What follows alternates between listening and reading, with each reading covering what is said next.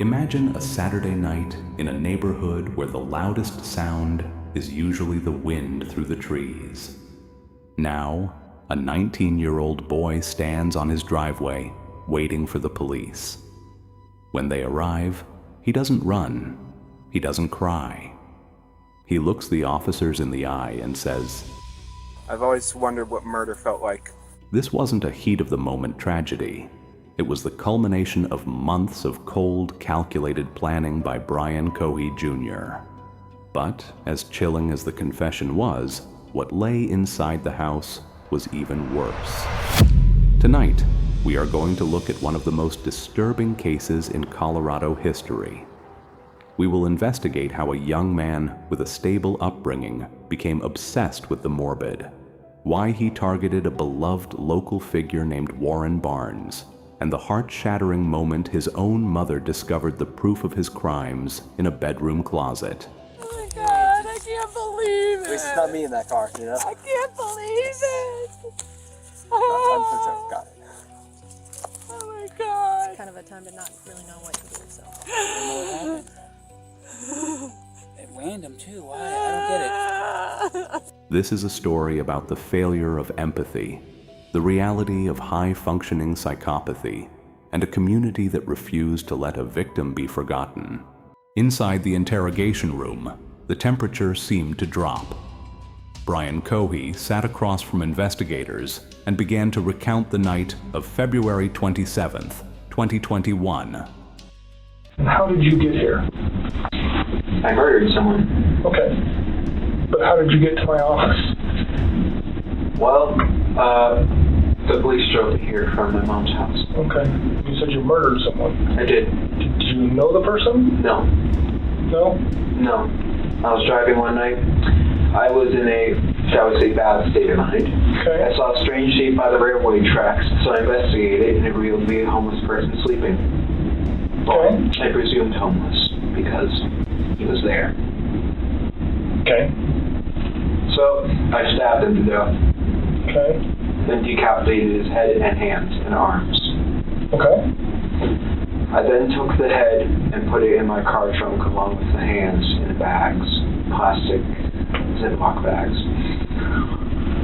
I took it back to my house, cleaned off the knife, tried to hide the head and hands, removed the trash in my car that was stained in blood, and then I tried sleeping.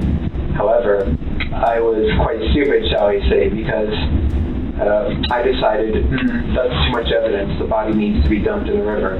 So I took the body in the trunk, drove it to the Blue Heron drop-off point, and unsuccessfully dumped the body as I parked too low down the ramp. The ramp is mud and dirt, so unless you have four-wheel drive, you're not getting out. And I was unable to get out, and my car flooded. I killed him just after 11, February 27th, 2021, and then I dumped the body. I tried to dump the body. I'm trying to remember the time exactly. It was 1 a.m. Okay. And yeah. So that sounds fascinating. What do you want to know? To start back at the beginning and go slow and tell me as many details as you can remember. So, because I'm already going to jail for this 15 years probably. I have no idea. Because We're at the beginning. it's murder. I'm going to jail for 20 probably. But so I figured, why fight it? Okay. So what's important to me is to learn as much about you and what you did as I can. Well, As many details as you can give me, the better.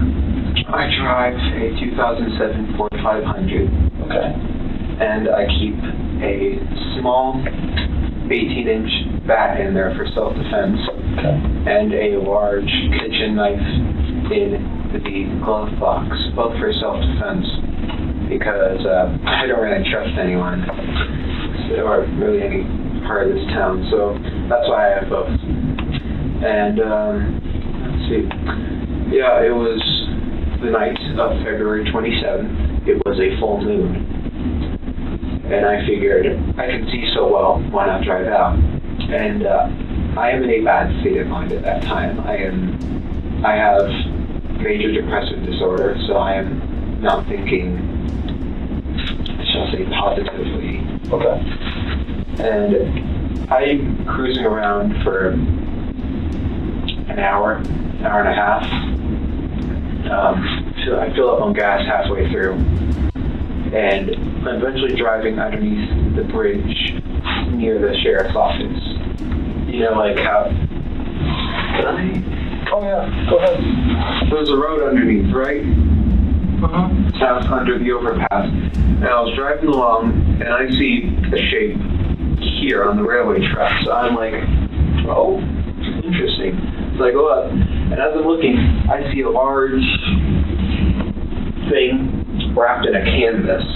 Okay. And I'm like, that's a homeless person. So I grab my knife, I put on 3 layers of gloves, because plastic gloves can betray their users because they're so thin, those vinyl gloves, by imprinting your fingerprints through. So I put on 3 on one hand.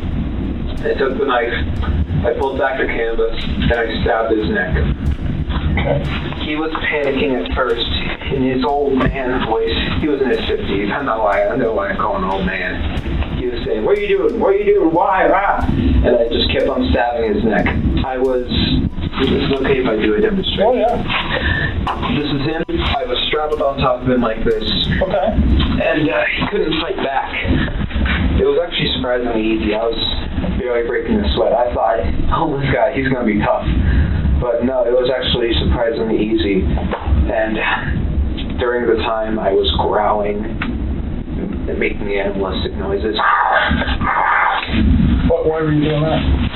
I suppose it was a frenzy. Okay. I was so excited, so rushed up on adrenaline every day. It's just, woo! And I paused, and he said, "Why are you doing this?" And I said, "I've been wanting to do this for a long time, murder someone." And then I continued. The whole ordeal lasted about a minute and a half. Okay. And I stabbed, and when I was finished stabbing him, he took out his last breath, a grunt, and his head was halfway cut off in stabs. All the while, no, actually, after I killed him, I just couldn't stop saying, "Stinky, dirty, dirty, stinky, stinky." I wasn't smelling anything, but... And why were you saying that? I don't know. Okay. And, But you remember doing it, so... yeah. I suppose it was just me speaking out my mind at that moment. It was a pouring out of the mind. Were you worried about, I mean, this looks like it's pretty close to the road and stuff, somebody seeing you or catching you? It was 11 p.m., Okay. so not many were driving by.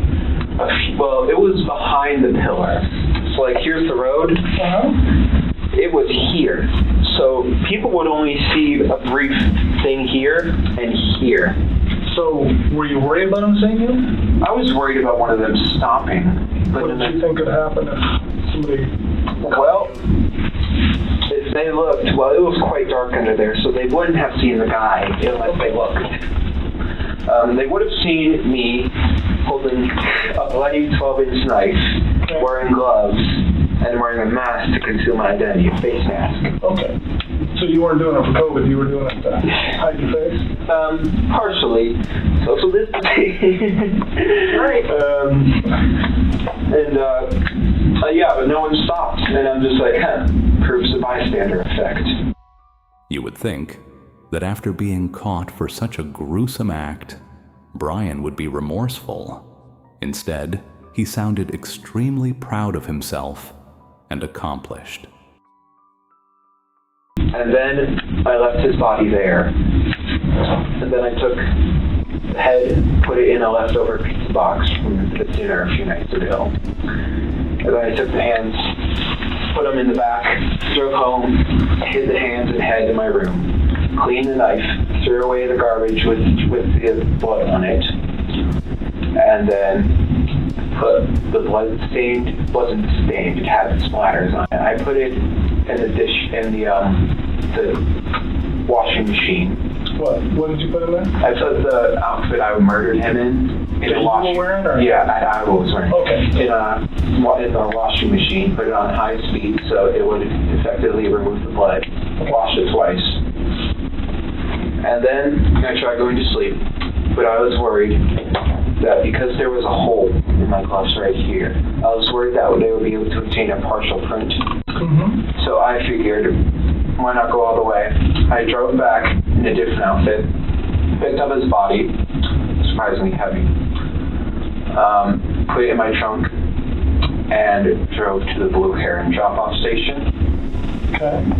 I parked, so it's like this, right? So let's say this is the ground. The ramp is quite steep, and you need to have four-wheel drive to pull out of it. Okay. And my car didn't. I thought, so I pull in, I thought that I could drive out. Because I put it in reverse, A, so that it's easier to pull the body out, and B, because the back tires would provide propulsion to push up. Right. And I open the trunk, I take his body out, I put it in the water, and because I don't want fingerprints on a body, so I just tried moving it with my shoes. That worked successfully. He goes out some part in the river and floats off. Okay. God knows where he is now. If you're already this far into the video, please subscribe and drop a like. It helps us continue to shed light on stories like Warren's. And you talked about you were just kind of in a bad space that night. It was, yes. Okay. Why were you in a bad space? I didn't take my medicine, and plus for years I was wondering what murder would feel like, because like Ted Bundy and the Zodiac, they all say murder is the best feeling in the world. So I'm like, I'm going to try that. Okay. So for some time I had been wondering when it would happen. I always knew I would be in this building, whether it was as a criminal or a police officer.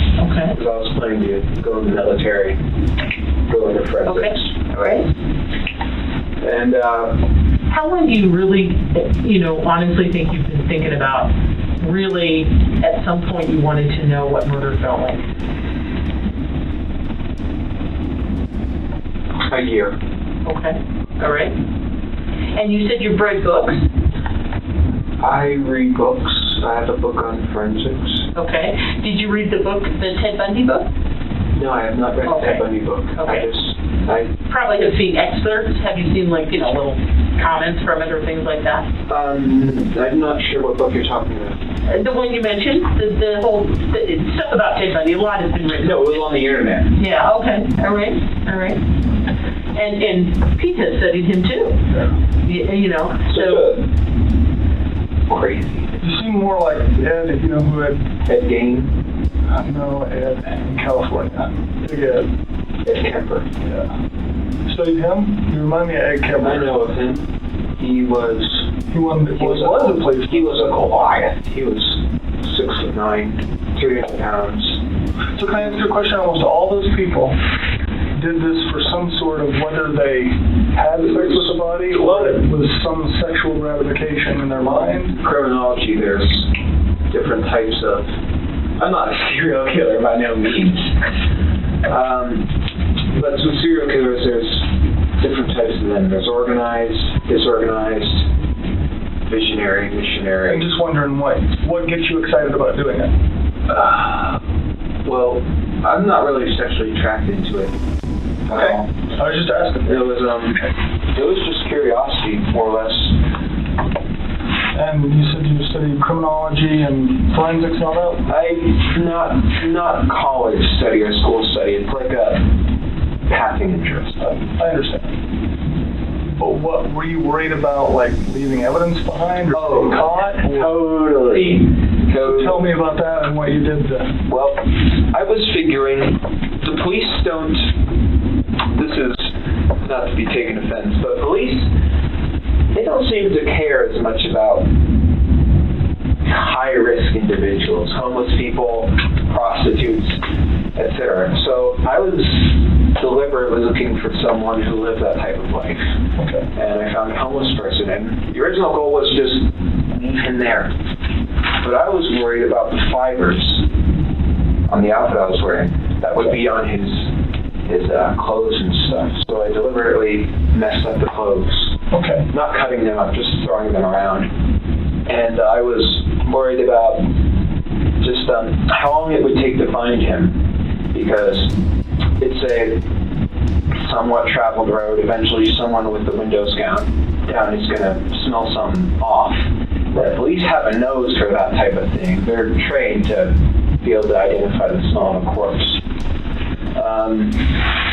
So that's where the river idea came from, because a river will wash away a lot of evidence. Rivers are quite tricky. And obviously that was botched. So how long have you been planning or looking for someone to do this with before you found this guy? About a year. About a year? No, 6 months. So have you come close or seen somebody or chickened out or anything in the past? No. I mean, I was looking for a deliberately secluded place like that one. I wouldn't just go up in Clifton and find someone walking down the street and stab them. No, that's too public. Everyone sees that. Well, have you looked like at the homeless places or anything in the past? I have, yes. I would go on night drives often, maybe once every 2 weeks. And I'll just peruse the streets. Okay. So before this guy, how close have you come in the past? Not at all. Oh, you just drive around and Yeah, look, just try and find is someone. anybody interesting and No. in your mind thought of a plan? Well, occasionally when you see girls walking down the street, I take a glance at them, because it really is like Ed Kemper, where half of me says, well, I'm quite inept with women. I'm being honest, I'm no Casanova. But half of me says, I want to take that girl home and make her feel nice. And the other half of me, it's just like what Ed said, is I want to see what her head looks like on a stick. So occasionally when I'm driving down the road, if I see someone that catches my eye, I'll just like... Were you worried about getting caught while you were doing it or before you did it? I was worried about afterwards. For this past day and a half, including this day, I felt so anxious. Because not only is my car in the river, there's blood on it, there's body parts in my house. My parents like to look through my things occasionally. And when they see blood, and eventually when they're going to get the news that a body was found in the river, that's very much circumstantial evidence that's pointing to me. So I was very much anxious these past days that I was eventually going to get caught. Okay. What did you think would happen if you got caught? Well, I figured my mother would have confronted me about it, but no, she didn't even say it until the police arrived. I thought the police would handcuff me, but apparently I've been cooperational, so... So what in your life has changed or what in your mind has changed to make I don't know. Was it like something all of a sudden one day you woke up and thought I'll kill someone, or was it a gradual? It was gradual, I think. Call me weird, but I think everyone has had thoughts of shooting up their school. I didn't, though.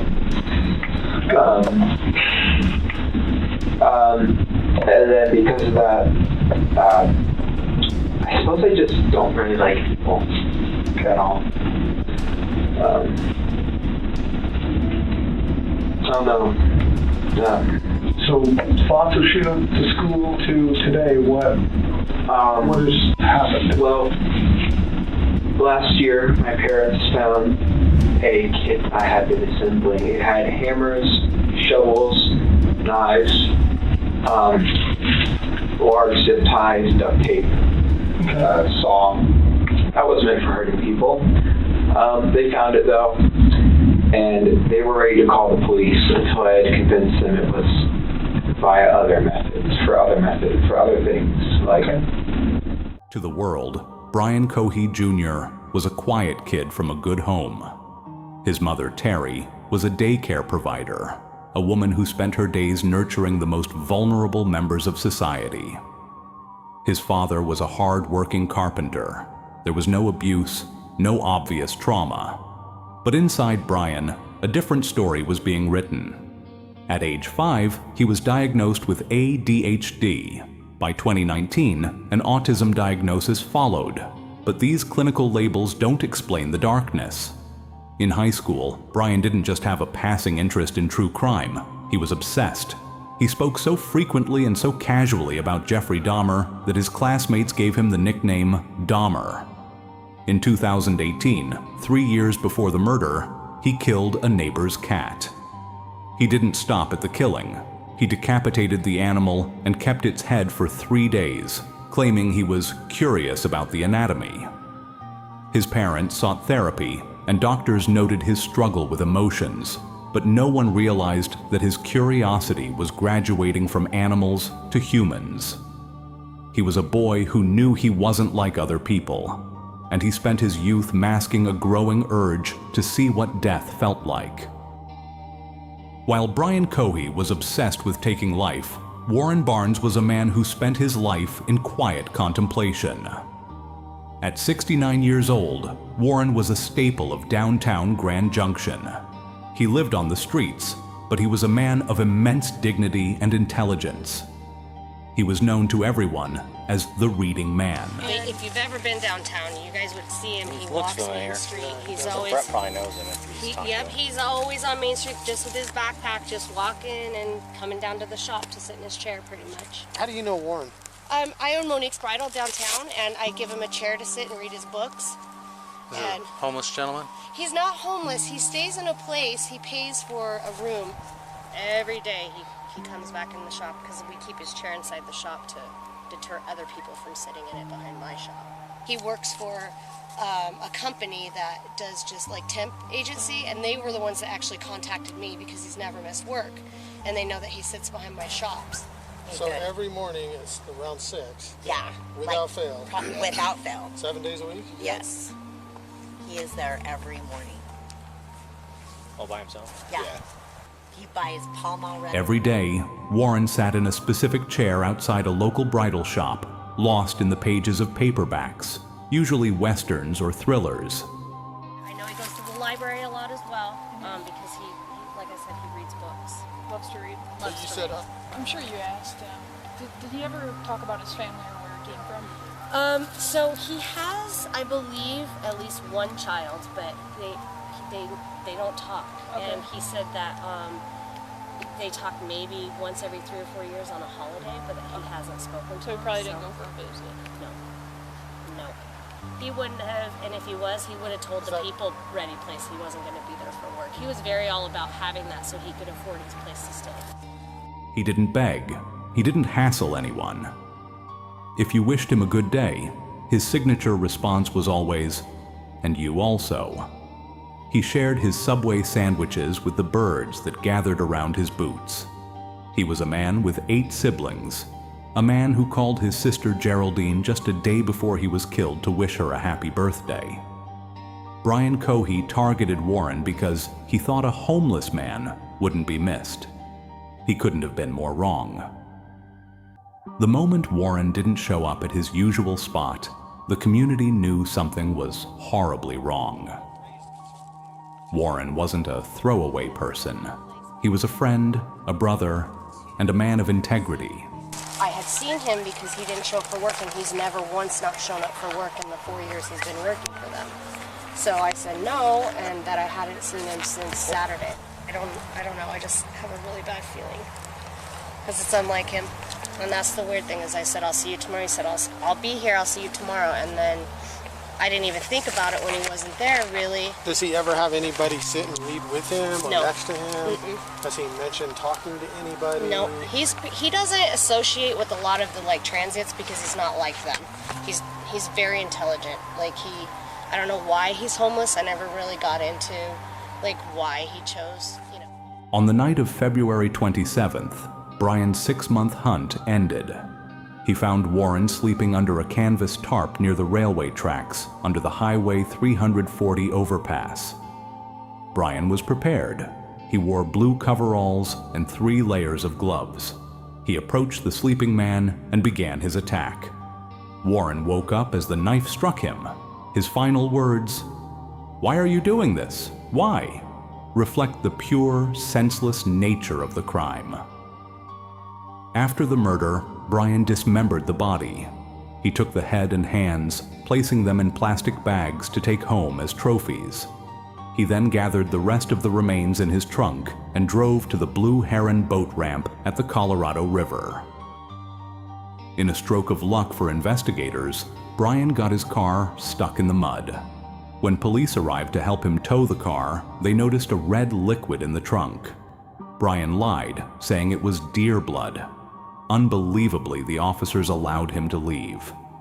He went home, put the trophies in his closet, and went to sleep, believing he had successfully completed his experiment. So the back bumper, I don't know, you can probably see it from here. It's a lot of red on the back of that. Yeah, dripping down it all a little bit. But underneath the license plate, a little area right there. Okay. Okay. A lot of red, which means looks like blood. Blood? Yeah. I don't know if did your son hurt himself on his way out at all? He might have, he just didn't know it. I don't know. That's what I'm asking. That's a good question. He's at home. Is he make sure he's not got a cut or Just said he's going to bed. something out on him somewhere that he's not aware of? Maybe because his adrenaline was a little high. Maybe just have him do like a self-check. Make sure he's okay. Hello? Brian, are you okay? They see blood on the back bumper of the vehicle. Really? Yeah, did you get hurt? No. Are you sure you don't have any injuries? No, I'm fine. There's blood on it? We're not sure. We're not sure. It's a red, something red It- underneath the license plate. similar blood stain. Oh, no. All right. But you're not injured. You don't have any cuts. No, I don't know what would cause blood or whatever it is on the bumper. But you're not injured. No, I'm not injured. Okay. All right. I'll call you back. Ooh, it's cold. Is it good? My car good? No, No, Brian, they're they- trying to get it out. They got to rehook it and try it again. They're having trouble getting your car out, buddy. All right. We'll call you back. Call you back in a little bit. If I can send a message down. Bye. The horror of this case shifted from a bridge to a bedroom on March 1st. Terry Cohee was cleaning her son's room while he was out. She moved a plastic bin in the closet and found a white trash bag that felt unusually heavy. When she opened it, her life, as she knew it, ended. She found the head and hands of Warren Barnes. The 911 call is a masterclass in the agony of a parent. Terry is heard sobbing, shaking, and gasping for air as she tells the dispatcher what she found. God, I can't believe it. This is not me in that car, you know? I can't believe it. I'm concerned. Got it. Oh my God. It's kind of a time to not really know what to do, so. At random too. Why? I don't get it. How old is Brian? 19. He's 19. What's going on, man? Despite the overwhelming instinct to protect her child, she and her husband chose justice. They stayed on the driveway with Brian when he returned, keeping him there until the police could arrive. What would it be? A human head and hands. Like, for real human head and hands? Yes. From? That fellow who went missing recently. Which fellow was that? Warren Brown. Warren Brown? When did he go missing? The night of the 27th. The night of the 27th? Okay, and how did you end up with him? I murdered him. With what? A knife. Why would you have done that? I've always wondered what murder felt like. This is a detail that often gets lost. The victims include the Cohee family, who now have to live with the reality that the boy they raised in a daycare became the personification of their worst nightmare. The trial, which began in January 2023, turned the courtroom into a space of mourning and intense legal debate. Brian pleaded not guilty by reason of insanity, His defense team argued that his autism, ADHD, and major depressive disorder created a perfect storm of mental illness that led to a psychotic break the moment he saw Warren's shelter. However, the prosecution presented a different narrative. They brought in state-appointed psychologists who testified that Brian was legally sane. They pointed to his kill kit, his 3 layers of gloves, and the fact that he deleted evidence from his phone. In Colorado law, sanity is defined by the ability to distinguish right from wrong. The jury watched the interrogation footage and saw a young man who wasn't confused. He was satisfied. After 2 weeks of gruesome testimony and only 2 days of deliberation, the verdict came back, guilty on all counts. Brian sat stone-faced as the words were read, showing no more emotion for his own fate than he had for Warren's. Today, Brian Cohee is serving life without parole plus 13.5 years at the Buena Vista Correctional Facility. But back in Grand Junction, the community made sure Warren Barnes had the last word. In November 2021, a metal memorial sculpture was erected where Warren used to sit. It's a metal replica of his chair, with a stack of books and an inscription on the back that reads, "And you also." This case forces us to look at the intersection of mental health and accountability. It reminds us that every person, regardless of their housing status, has a story and a community that loves them. Warren Barnes wasn't just a homeless man under an overpass. He was a man of honor whose presence made the world a little quieter and kinder. Thank you for staying with us through this episode. Please subscribe and hit the notification bell for more in-depth true crime investigations. Let us know in the comments, how can society better identify these warning signs before they turn into tragedies? We'll see you in the next deep dive.